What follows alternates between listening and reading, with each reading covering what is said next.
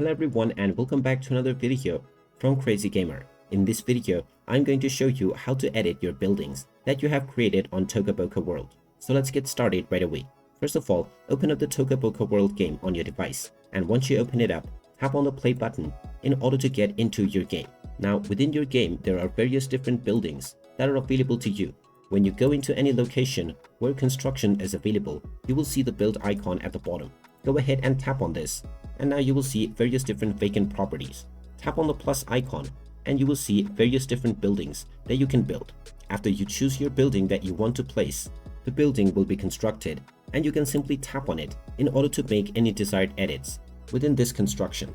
Once inside, just tap on the shapes icon at the top right corner, and now you can choose the furniture option. This will now show you various different furnitures that you can add within the building.